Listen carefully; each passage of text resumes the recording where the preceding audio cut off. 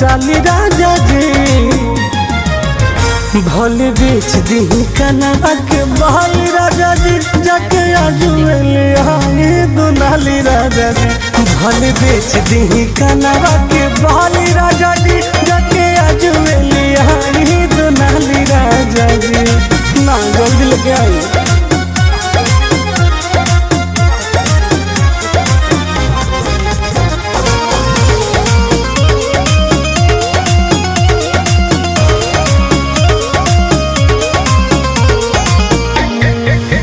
Area में गर्दा उड़ाई देबो एक बेर जे राइफल उठाई लेबो।